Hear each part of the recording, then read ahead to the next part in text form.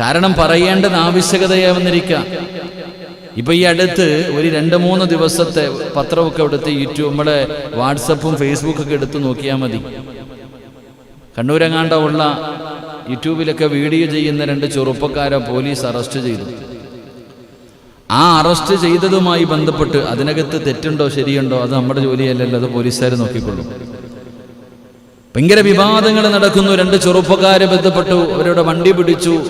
അപ്പൊ ഇങ്ങനെ അതുമായി ബന്ധപ്പെട്ട് വലിയ വിവാദങ്ങൾ നടക്കുമ്പോൾ ഇതിനകത്ത് ഒരുപാട് കമന്റ്സുകളും വീഡിയോകളൊക്കെ ഇറങ്ങുണ്ടായി. പലരും പച്ചത്തെറി വിളിക്കുന്നുണ്ട്. കാരണം എന്ന് പറഞ്ഞാൽ അതിനെക്കുറിച്ച് നമ്മൾ മനസ്സിലാക്കേണ്ട ചില കാര്യം, തെറ്റും ശരിയും നിയമങ്ങളൊക്കെ നമ്മൾ ജീവിക്കുന്ന ഈ രാജ്യത്തൊരു നിയമമുണ്ട്, പോലീസുണ്ട്, അതിൻ്റെതായ നിയമങ്ങളുണ്ട്, അത് വേറെ വിഷയം. പക്ഷെ ഞാൻ ചിന്തിച്ചു പോകുന്നത്, ഞാൻ ഇന്ന് വരെ ആ ചെറുപ്പക്കാരുടെ വീഡിയോ ഒന്നും കണ്ടിട്ടില്ല, എനിക്കവരുടെ പേര് പോലും അറിയില്ല. പക്ഷെ ഞാൻ മനസ്സിലാക്കുന്നത്, ഇങ്ങനെ ഈ വിഷയങ്ങളൊക്കെ വന്നപ്പോൾ ഇങ്ങനെ വാട്സപ്പിലും ഫേസ്ബുക്കിലൊക്കെ ഒരു ചെറിയൊരു കുട്ടിയുടെ ഒരു വീഡിയോ ഇങ്ങനെ പ്രചരിക്കുന്നുണ്ട്. ഒരു 10-12 അല്ലെങ്കിൽ ഒരു 10-12 വയസ്സ് കാണുമായിരിക്കും, ഒരു 10-13 വയസ്സിന് താഴെ മാത്രം പ്രായമുള്ള ഒരു ചെറിയ കുട്ടി. ആ കുട്ടി ഇങ്ങനെ വിളിച്ചു പറയുന്നുണ്ട്, കുട്ടിയെ വീഡിയോയിൽ പറയുന്നുണ്ട്, എൻ്റെ 2 മാമന്മാരെ നിങ്ങൾ വെറുതെ വിടണം, ഇല്ലെങ്കിൽ ഞാൻ തൂങ്ങിച്ചെത്ത് കളയുമെന്നാണ് ആ കുട്ടി പറയുന്നത്. വളരെ ഗൗരവത്തിൽ നാം കാണേണ്ടത്, ആ ചെറിയ കുട്ടി പറയുന്ന ഒരു വാക്കുണ്ട്. കുട്ടി പറയുന്നത് മാമന്മാരെന്നാ പറയണത്.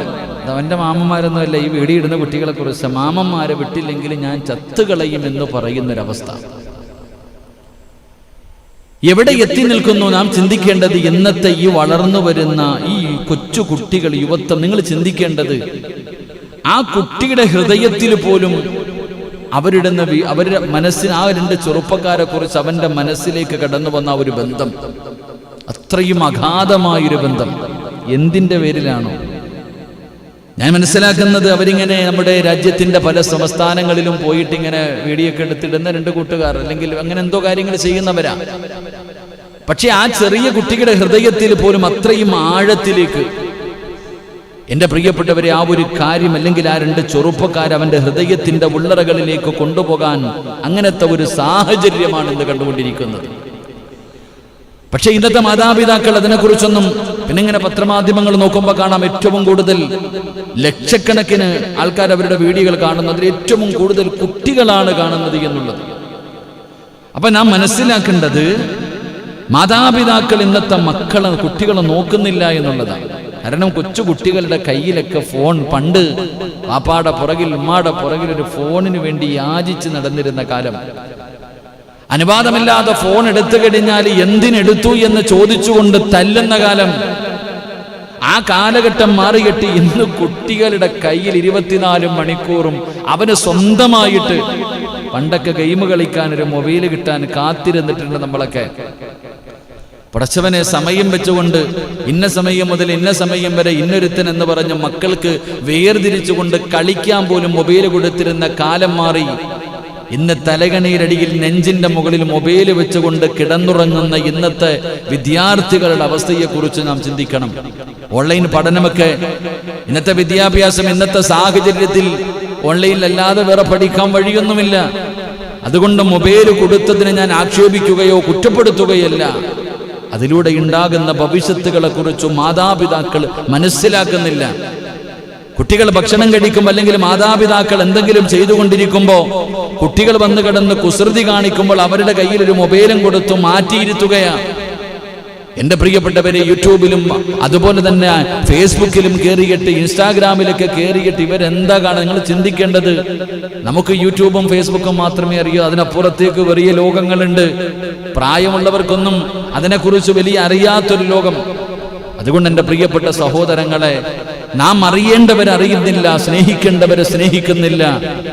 മതത്തിന്റെ നിയമങ്ങളും മതത്തിൽ പറയുന്ന നിയമങ്ങളും മറ്റു പല കാര്യങ്ങളും നമ്മൾ നമ്മുടെ മക്കൾക്ക് പറഞ്ഞു കൊടുക്കുകയോ പഠിപ്പിക്കുകയോ മനസ്സിലാക്കുകയോ ഞാനും നിങ്ങളും അതിന് തയ്യാറാകാതെ വരുമ്പോൾ ഇങ്ങനെയുള്ള വലിയ വലിയ ഭവിഷ്യത്തുകൾ നമ്മുടെ നാടുകളും നമ്മുടെ വീടുകളും നേരിട്ടുകൊണ്ടിരിക്കുകയാ.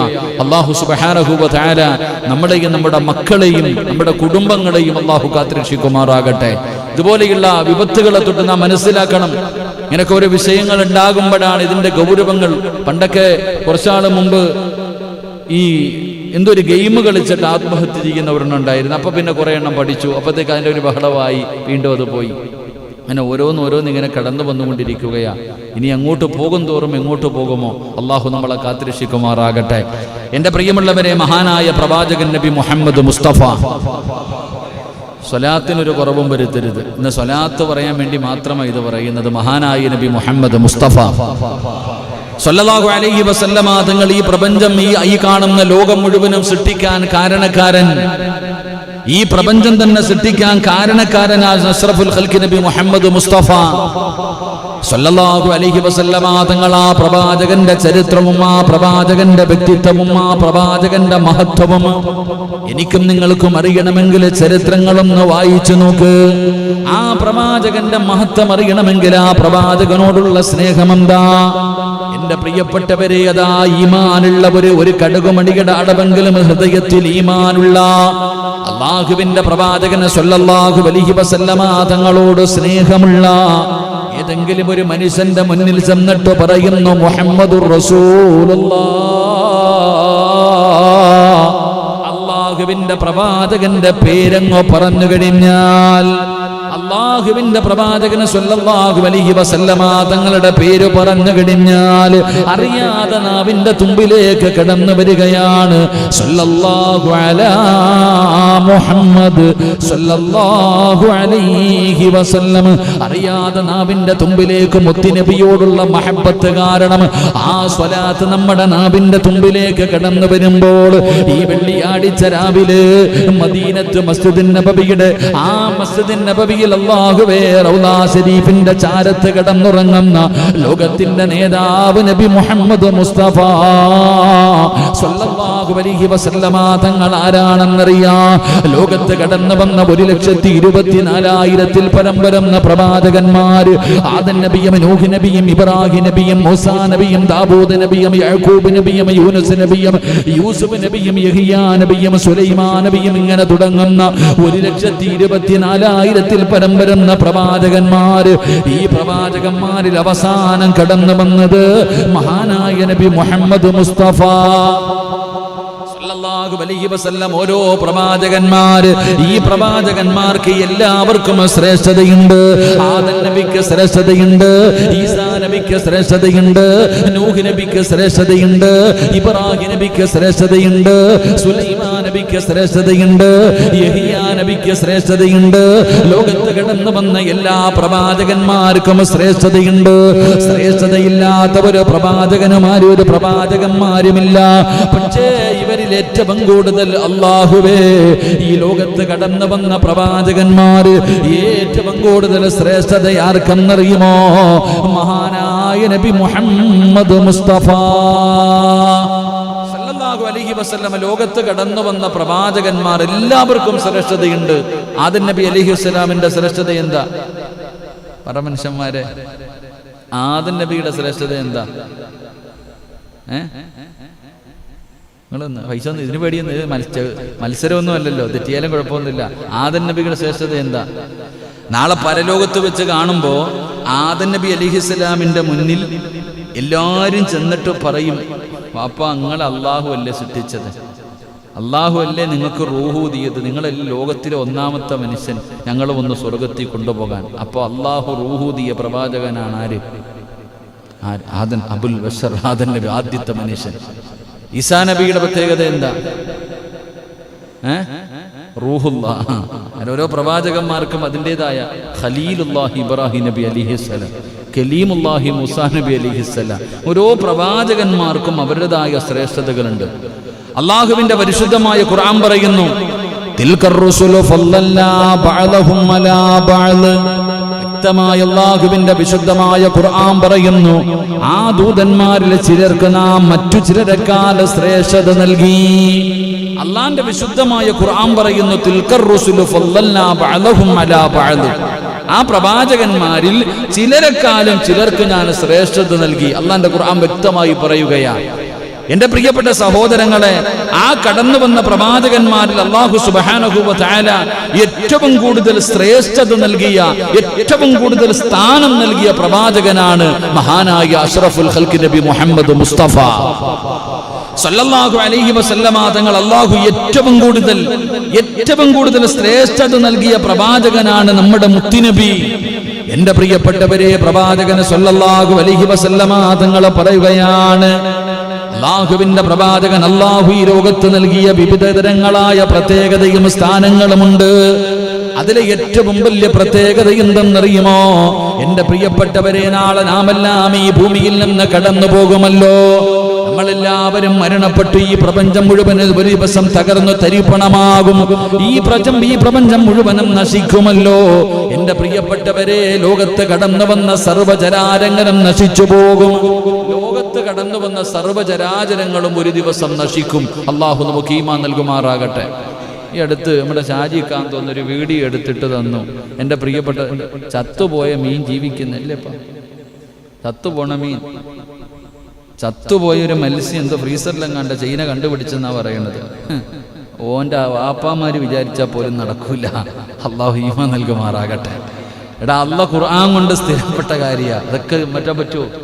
ചത്തുപോയ മീനിന് ജീവൻ കൊടുക്കുന്നതായിട്ടൊരു വീഡിയോ, ഇതൊക്കെ നടക്കണ കാര്യമൊന്നുമില്ല. കാരണം അത് അള്ളാഹുമായിട്ട്. അങ്ങനെയാണെങ്കിൽ പിന്നെ ഈ ലോകത്ത് എന്തപ്പാ ജീവിക്കാൻ പറ്റൂല? ചത്തവനെ ജീവിക്കാൻ പറ്റുമോ? അള്ളാഹ് വിചാരിക്കണം, അല്ലെങ്കിൽ അള്ളാഹു കഴിവ് കൊടുക്കണം. അല്ലാതെ എന്തായാലും ഒറ്റൊരാൾക്ക് അതിന് കഴിയില്ല. ഈസാ നബി അലൈഹിസ്സലാം പോലും പണ്ടുണ്ടായിരുന്നു, മയ്യത്ത് കൊണ്ടുപോകുമ്പോൾ വിളിക്കുമായിരുന്നു, ഇങ്ങനെ പിടിച്ചിറക്കുന്ന കാലം അങ്ങനെ ഉണ്ടായിരുന്നു. പക്ഷേ അവരാരും ജീവിച്ചില്ല. അവരപ്പോഴും തിരിച്ച് കബറിലേക്ക് പോയി. ഞാനിവിടെ കഴിഞ്ഞ ക്ലാസ്സിലാണെന്ന് തോന്നുന്നു മരിച്ചിട്ട് വിളിച്ചുണർത്തിയ ഒരാളുടെ ചരിത്രം പറഞ്ഞു. അതുപോലെ തന്നെ കബറിൽ പോയി. അവരാരും ജീവിച്ചില്ല. കാരണം അത് സത്യമാ. അങ്ങനെ ഒരു ജീവിതമില്ലല്ലോ. മരിച്ചു കഴിഞ്ഞാൽ പിന്നൊരു ജീവിതം ദുനിയാവിലില്ല, ആഖിറത്തിലാണ്. എന്റെ പ്രിയപ്പെട്ടവരെ, പ്രപഞ്ചത്തിൽ കടന്നു വന്ന സർവ്വചരാചരങ്ങളും ഒരു ദിവസം നശിക്കും. എത്രയൊക്കെ പറഞ്ഞാലും എല്ലാം നശിച്ചു പോകും. കാരണം അല്ലാഹു അല്ലാതെ ഈ പ്രപഞ്ചത്തിൽ ഒന്നും ഉണ്ടാകില്ല. അങ്ങനെ ഒരു അവസ്ഥയുണ്ട്. അല്ലാഹു നമുക്ക് ഈമാൻ നൽകി അനുഗ്രഹിക്കുമാറാകട്ടെ. അല്ലാഹു ഈമാൻ നൽകുമാറാകട്ടെ. അല്ലെങ്കിൽ ഇവന്മാരൊക്കെ എന്ത് ചെയ്തേനെ? മരുന്നും കലക്കിക്കൊണ്ടിരിക്കത്തേ ഉള്ളൂ. അവൻ അടിച്ചാൽ പോരെ. ഞാൻ ഇന്നിങ്ങനെ വണ്ടിയിൽ അത്ഭുതം തോന്നി. ഇന്ന് വണ്ടിയിൽ ഇങ്ങനെ യാത്ര ചെയ്ത് വരുമ്പോൾ വണ്ടിയിൽ ഇങ്ങനെ എന്തോ അറിയാതെ റേഡിയോ ഓണായി. റേഡിയോ ഓണായപ്പോഴത്തേക്ക് ഇന്നെന്തോ എലിഫന്റ് ദിനം ഉണ്ടായിരുന്നു, ആനയുടെ എന്തേലും ഉണ്ടായിരുന്നു. ആനയുടെ എന്തോ ഒരു ദിവസം. അപ്പോൾ റേഡിയോയിലൊരു പെൺകുട്ടി ആനയുമായി ബന്ധപ്പെട്ട കാര്യങ്ങൾ ചർച്ച ചെയ്യുമ്പോൾ എത്രയോ വർഷങ്ങളായിട്ട് ആനയ്ക്ക് നോക്കുകയും അതുമായി ബന്ധപ്പെട്ട കാര്യങ്ങളൊക്കെ ചെയ്യുന്ന ഒരാളോട് ചോദിച്ചു, എത്ര ആനയെ നോക്കുന്നു? അയാളെന്തോ 15 ആനകളെ നോക്കുന്ന ആളാണ്. അദ്ദേഹം പറയുന്നു, അവിടുത്തെ ഏറ്റവും പ്രായം കൂടിയ ഒരു ആനയെക്കുറിച്ച് 80 വയസ്സുണ്ടെന്നാണ് പറയുന്ന ഒരു ആനയ്ക്ക്. മനുഷ്യൻ അയച്ചു 80 വയസ്സുള്ള ഒരു ആനയെക്കുറിച്ച്. സോമൻ എങ്ങണ്ട ആനയുടെ പേരെന്ന് പറയുന്നത്. ഞാനപ്പോൾ ആലോചിച്ചു, 80 വയസ്സ് വരെയൊക്കെ ഒരു ആന ജീവിച്ചിരിക്കുന്നുള്ളത് നമ്മൾ നിസ്സാരമായിട്ട് കാണാം. 80 വയസ്സ് വരെ പ്രായമുള്ള ഒരു ആനയെക്കുറിച്ച് ഞാനിങ്ങനെ ചിന്തിക്കാൻ പഠിച്ചനെ. നിങ്ങളൊക്കെ ജീവിക്കുന്നതിന് മുമ്പുള്ള ആനയാത്. 80 വയസ്സുള്ള ആരെങ്കിലും ഉണ്ടോ? അത്തായില്ലല്ലോ. അത്ത ജീവിക്കുന്നതിന് മുമ്പുള്ള ആനയാണ്. അപ്പൊ ആ ചോദിക്കണ പെണ്ണ് തന്നെ അത്ഭുതത്തോടു കൂടി ചോദിക്കുന്നത് 80 വയസ്സാ പറയാ. അവള് പറയും ഇങ്ങനെ, നമ്മുടെ ഈ പുനലൂരിനപ്പുറത്ത് ഒരു കാടൊക്കെയുള്ള സ്ഥലമുണ്ട്, ആര്യങ്കാവ്, അവിടെ നിങ്ങാണ്ട പിടിച്ചതാണെന്ന്. അലച്ചോയ്ക്ക് ഇങ്ങനെ പറയാ. ഒരു ആനയുടെ ആയുസ് പോലും ചിന്തിച്ചു വയ്ക്കേ. മനുഷ്യന്മാര് ജീവിച്ചിരിക്കൂല അത്രയൊന്നും. അള്ളാഹു നമുക്ക് ഈമാൻ നൽകുമാറാകട്ടെ.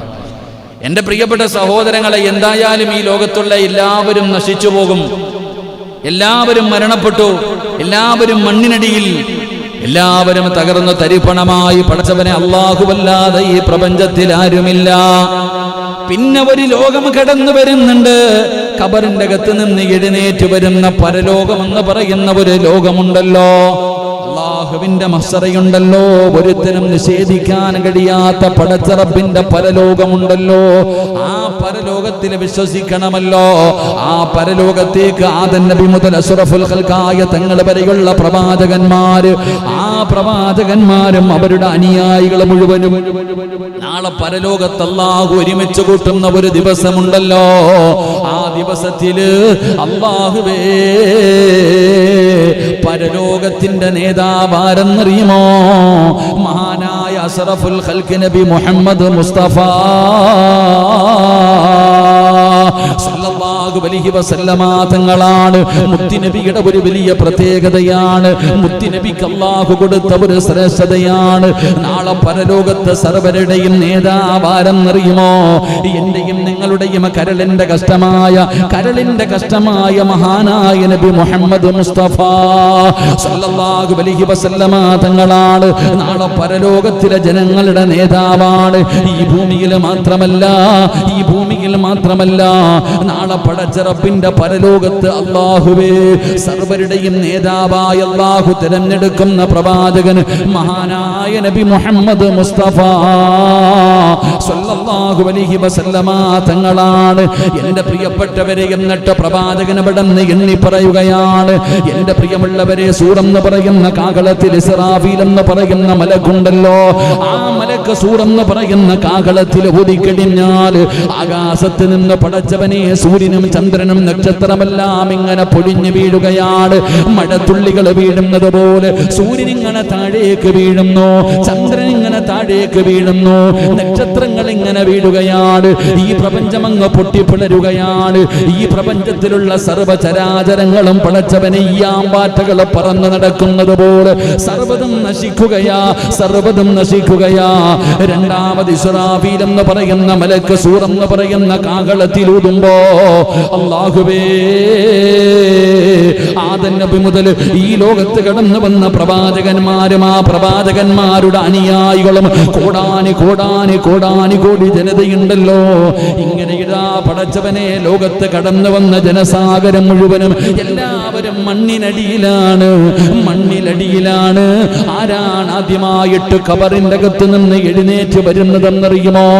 കബറിന്റെ ഉള്ളറകളിൽ നിന്ന് പടച്ചവന് ആ മലക്ക് സൂറെന്ന് പറയുന്ന കാഹളത്തിൽ ഊതി കഴിയുമ്പോ പിന്നെ കബറിന്റെ അകത്ത് നിന്ന് ആദ്യമായിട്ട് എഴുന്നേറ്റ് വരുന്നതാരാ? ഈ പ്രപഞ്ചം മുഴുവനും പടച്ചവനെ പരന്നു കിടക്കുകയാണ്. ഇസ്രാഫീൽ എന്ന് പറയുന്ന മലക്ക് സൂറെന്ന കാഹളത്തിലൂതുമ്പോ മദീനയിലെ പച്ചക്കുപ്പയുടെ മടിത്തട്ടിൽ കിടന്നുറങ്ങുന്ന ഈ ലോകത്തിന്റെ നേതാവ് നബി മുഹമ്മദ് മുസ്തഫ സല്ലല്ലാഹു അലൈഹി വസല്ലമ തങ്ങളുടെ റൗള ശരീഫ്, ആ മുത്തുനബിയുടെ റൗളയുണ്ടല്ലോ, ആ മുത്തുനബിയുടെ ഖബറുണ്ടല്ലോ, ആ ഖബറിന്റെ അകത്ത് നിന്ന് ലോകത്ത് ആദ്യമായിട്ട് എഴുന്നേറ്റ് വരുന്ന വ്യക്തി ആരെന്നറിയുമോ? അത് മഹാനായ നബി മുഹമ്മദ് മുസ്തഫ സല്ലല്ലാഹു അലൈഹി വസല്ലമ തങ്ങളാണെന്ന് ആദരവായ പ്രവാചകൻ നബി മുഹമ്മദ് മുസ്തഫ. ആദരവായ പ്രവാചകൻ നബി മുഹമ്മദ് മുസ്തഫ സല്ലല്ലാഹു അലൈഹി വസല്ലം ഖബറിൽ നിന്ന് ആദ്യം എഴുന്നേറ്റ് വരുന്ന ആരാ? ആദം നബിയാണോ? നൂഹ് നബിയാണോ? ഇല്ല. ആരാ വരുന്നത്? മഹാനായി നബി മുഹമ്മദ് മുസ്തഫ.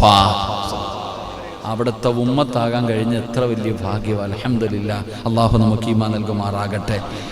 അവിടെ നിന്ന് ഖബറങ്ങ് പിളരും.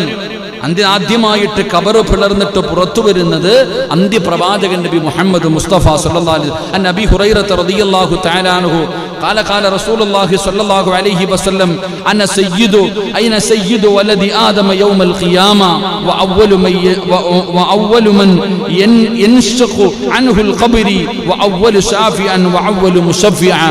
മഹാനായ സയ്യിദന അബൂ ഹുറൈറ റളിയല്ലാഹു തആല അൻഹു നിവേദനം ചെയ്യുന്ന ഹദീസ്, അല്ലാഹുവിന്റെ പ്രവാചകൻ സല്ലല്ലാഹു അലൈഹി വസല്ലം തങ്ങൾ പറഞ്ഞു, അവസാന നാളിൽ ആദം സന്തതികളുടെ നേതാവ് ഞാനാകുന്നു, ഞാനാ നേതാവ്.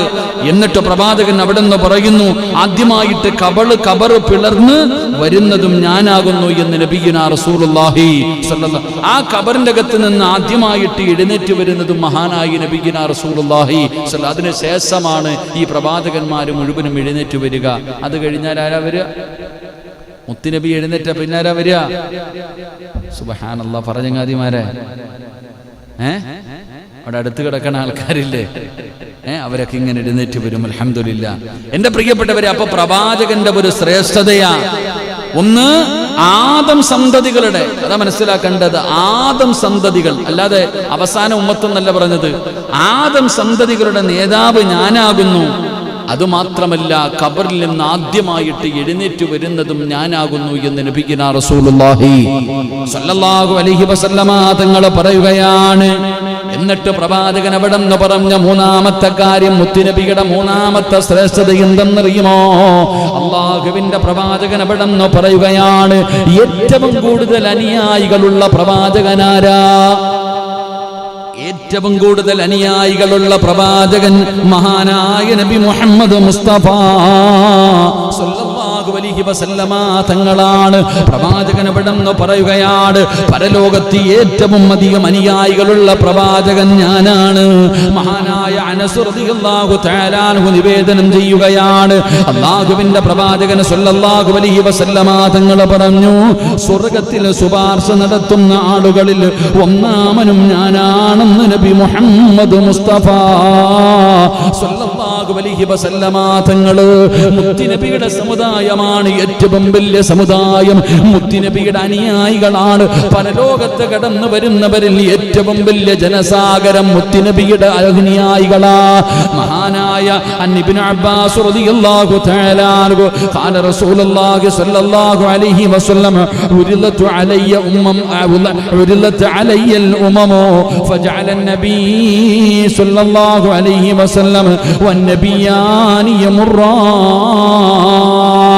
ഇബ്നു അബ്ബാസ് റളിയല്ലാഹു തആല അൻഹു പറയുകയാണ്, അല്ലാഹുവിന്റെ പ്രവാചകൻ സ്വല്ലല്ലാഹു അലൈഹി വസല്ലമ തങ്ങൾ പറയുന്നു, പൂർവിക സമുദായങ്ങളെല്ലാം എൻ്റെ മുന്നിൽ പ്രദർശിപ്പിക്കപ്പെട്ടു. ഒരിക്കൽ അല്ലാഹുവിന്റെ പ്രവാചകന്റെ മുന്നിൽ ആദം നബിയുടെ സമുദായത്തെ കാണിച്ചു കൊടുത്തു, നൂഹ് നബിയുടെ സമുദായത്തെ കാണിച്ചു കൊടുത്തു, ഇബ്രാഹിം നബിയുടെ സമുദായത്തെ കാണിച്ചു കൊടുത്തു, മൂസാ നബിയുടെ സമുദായത്തെ കാണിച്ചു കൊടുത്തു. അല്ലാഹുവേ, ഓരോ പ്രവാചകന്മാരുടെയും അനുയായികളെ കാണിച്ചു കൊടുത്തു. എന്നിട്ട് പ്രവാചകൻ അവിടെന്ന് പറയുകയാ, അല്ലാഹുവേ, ഞാൻ അവിടെന്ന് ചക്രവാളത്തിലേക്ക് നോക്കാൻ എന്നോട് കൽപ്പിച്ചു.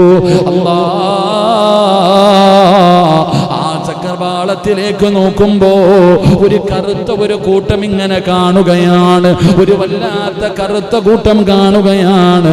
ആ സമയത്ത് പറഞ്ഞു കൊടുക്കുന്നു, നബിയേ, അതങ്ങയുടെ സമുദായമാ, അതങ്ങയുടെ സമുദായമാ. എന്റെ പ്രിയമുള്ള സഹോദരങ്ങളെ, നാളെ പടച്ച റബ്ബിന്റെ പരലോകത്തേക്ക് കടന്നു വരുമ്പോൾ ഖബറിന്റെ അകത്ത് നിന്ന് ആദ്യമായിട്ട് എഴുന്നേറ്റ് വരുന്നത് മുത്തുനബിയാ. 1,24,000 പരം വരുന്ന പ്രവാചകന്മാര്. ആ പ്രവാചകന്മാരുടെ ഓരോ പ്രവാചകന്മാർക്കും അനുയായികളുണ്ട്, അനുയായികളില്ലാത്ത പ്രവാചകന്മാരുമുണ്ട്. അല്ലാഹുവേ, അവരിൽ ഏറ്റവും കൂടുതൽ അനുയായികളുള്ളത് അഷ്റഫുൽ ഖൽഖ് നബി മുഹമ്മദ് മുസ്തഫ സല്ലല്ലാഹു അലൈഹി വസല്ലമ തങ്ങൾക്കാണ്. അത് കഴിഞ്ഞിട്ട് മുത്തുനബിയുടെ ശ്രേഷ്ഠത എന്തെന്നറിയുമോ? അല്ലാഹുവിന്റെ അനുഗ്രഹങ്ങൾ കൊണ്ട് നിറച്ച സ്വർഗമുണ്ടല്ലോ, എന്റെയും നിങ്ങളുടെയും അഭിലാഷമായ സ്വർഗമുണ്ടല്ലോ, ഞാനും നിങ്ങളും കൊതിക്കുന്ന സ്വർഗമുണ്ടല്ലോ. ആ സ്വർഗത്തിൽ ആദ്യമായിട്ട് കിടക്കുന്നതാരാ?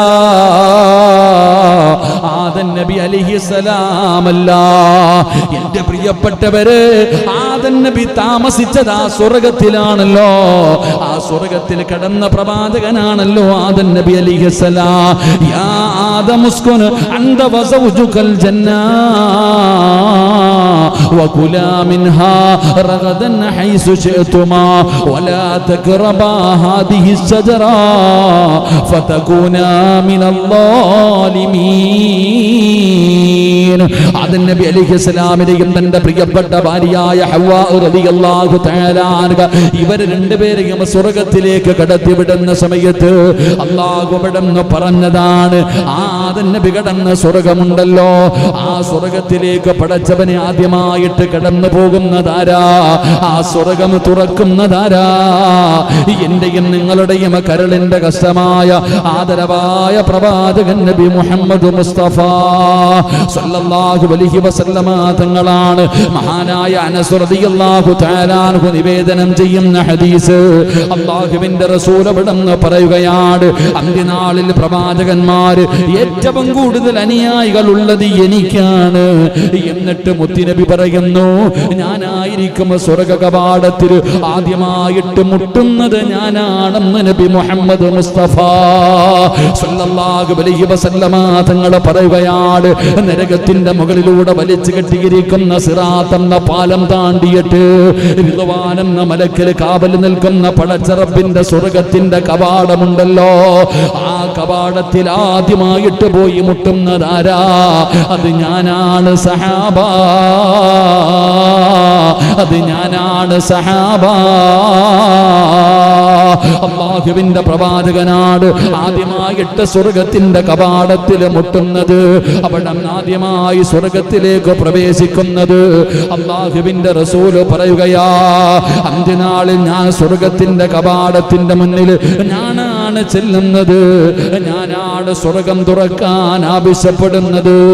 മഹാനായ പ്രവാചകൻ അവിടെ നിന്ന് പറയുകയാ, ഞാനാണ് നാളെ അള്ളാഹുവിന്റെ സ്വർഗത്തിന്റെ കവാടത്തിൽ ആദ്യം പോയി മുട്ടുന്നത് ഞാനാണെന്ന് നബി മുഹമ്മദ് മുസ്തഫ സല്ലല്ലാഹു അലൈഹി വസല്ലമ തങ്ങൾ പറയുന്നു. അങ്ങനെ പ്രവാചകൻ മഹാനായ അനസ് റളിയല്ലാഹു തആല അൻഹു നിവേദനം ചെയ്യുന്ന ഹദീസ്, പ്രവാചകൻ അവിടുന്ന് സ്വർഗത്തിന്റെ കവാടത്തിൽ മുട്ടിയിട്ട് പറയും, അവിടുന്ന് തുറക്കാൻ ആവശ്യപ്പെടും. ആ സമയത്ത് റിദ്വാൻ എന്ന് പറയുന്ന സ്വർഗത്തിന്റെ കാവൽക്കാരൻ ചോദിക്കും, നീ ആരാ? ഞാൻ അവിടുന്ന് പറയും, മുഹമ്മദ്. അപ്പോൾ കാവൽക്കാരൻ പറയും, അത്ര നിനക്ക് മുമ്പ് ഒരാൾക്കും ഞാനിത് തുറക്കപ്പെട്ടിട്ടില്ല എന്ന് ആ മലക്ക് പറയുമെന്ന് നബിയിന റസൂലുള്ളാഹി. റിദ്വാൻ എന്ന മലക്ക് ചോദിക്കുക, ആരാ? അത്ര ധൈര്യത്തിൽ വന്ന് ചോദിക്കണ്ടേ, ആരാ? അവിടുന്ന് പറയും, മുഹമ്മദ് സല്ലല്ലാഹു അലൈഹി വസല്ലം. പ്രവാചകൻ അവിടുന്ന് പരിചയപ്പെടുത്തുമ്പോൾ ആ മലക്ക് പറയും, നിനക്ക് മുമ്പ് ഒരാൾക്ക് വേണ്ടിയും ഇത് തുറക്കപ്പെട്ടിട്ടില്ല. അവിടുന്ന് സ്വർഗത്തിന്റെ കവാടം തുറക്കും. അള്ളാഹുവിന്റെ റസൂലാണ് ആദ്യമായിട്ട് സ്വർഗത്തിലേക്ക് കടക്കുന്നത് എന്ന് മഹാനായ ആദരവായ പ്രവാചകൻ നബി മുഹമ്മദ് മുസ്തഫ. എൻ്റെ പ്രിയപ്പെട്ടവരെ, അള്ളാഹുവിന്റെ റസൂൽ സല്ലല്ലാഹു അലൈഹി വസല്ലമ തങ്ങൾ പറയുന്നു, സിറാത്ത് ആദ്യമായിട്ട് കിടക്കുന്നതാരാ? സിറാത്ത് എന്ന് പറയുന്ന പാലം, ഒരു ദിവസം അതിനെക്കുറിച്ച് തന്നെ പഠിക്കണം. അള്ളാഹു ഭാഗ്യം തരുമാറാകട്ടെ. തൂക്കുപാലത്തിൽ പോയ ഓർമ്മ മാത്രമേ നമുക്കുള്ളൂ. സിറാത്ത് എന്ന് പറയുന്നൊരു പാലമുണ്ട്, കേട്ടിട്ടുണ്ടാ? സിറാത്ത് എന്ന് പറയുന്നൊരു പാലമുണ്ട്.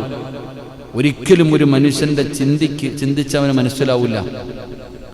കയറ്റവും ഇറക്കവും നിരപ്പും. ഒരു കയറ്റമുണ്ട്, ഒരു ഇറക്കമുണ്ട്, ഒരു നിരപ്പുമുണ്ട്. പക്ഷേ എത്ര കൊല്ലത്തെ ദൂരം കാണുമെന്നറിയോ? അല്ലാഹു കാക്കുമാറാകട്ടെ. എത്രയോ കോടാനുകൂടി കിലോമീറ്ററുകൾ ദൂരമുണ്ട് കയറ്റവും ഇറക്കവും. അപ്പൊ ഇത്രയും നീളമുള്ള ഈ സിറാത്ത് പാലം, അല്ലാഹു അത് കടക്കുന്നവരിൽ എന്നെയും നിങ്ങളെയും പെടുത്തുമാറാകട്ടെ. അല്ലാഹു പെടുത്തുമാറാകട്ടെ. ആ പാലം കടക്കണോ? ആ പാലം കടന്നു പോകുന്ന ഒരു വിഭാഗത്തെക്കുറിച്ച് മഹാനായ നബിയിന റസൂലുള്ളാഹി തങ്ങൾ പറയുകയാണ്, നാളെ ആ പാലത്തിന്റെ മുന്നിൽ ചെല്ലുമ്പോൾ മഹാനായ മുഖറബുൽ അംലാഖു മലക്ക് ജിബ്രീൽ അലൈഹിസ്സലാം ഇങ്ങനെ കാത്തു നിൽക്കും ചിലരെ. നാളെ സ്വർഗത്തിന്റെ മുന്നിലെത്തുമ്പോൾ, എൻ്റെ പ്രിയപ്പെട്ട സഹോദരങ്ങളെ, നാളെ സ്വർഗത്തിന്റെ മുന്നിലെത്തുമ്പോൾ, ആ സിറാത്ത് എന്ന പാലത്തിന്റെ മുന്നിലെത്തുമ്പോൾ ജിബ്രീൽ എന്ന് പറയുന്ന മലക്കിങ്ങനെ കാത്തു നിൽക്കും. ചില ആൾക്കാരെ കണ്ട ഉടനെ അവിടുന്ന് കയ്യിൽ കയറി പിടിച്ച് ആ സിറാത്ത് കടത്തി സ്വർഗത്തിൽ കൊണ്ടുപോകുമെന്ന് നബിയിന റസൂലുള്ളാഹി. അല്ലാഹു ആ കൂട്ടത്തിൽ നമ്മളെ പെടുത്തുമാറാകട്ടെ. ആരാ വിഭാഗമാരാ അറിയോ? ജിബ്രീൽ അലൈഹിസ്സലാം കയ്യിൽ പിടിച്ച് സ്വർഗത്തിൽ കൊണ്ടുപോകുന്ന ഒരു വിഭാഗത്തെക്കുറിച്ച് മുത്തുനബി നമുക്ക് പഠിപ്പിച്ചു തന്നിട്ടുണ്ട്. ആരാ അവർ പ്രവാചകന്റെ പേരിൽ സ്വലാത്ത് പറഞ്ഞവരെയാണെന്ന് നബിയിന റസൂലുള്ളാഹി.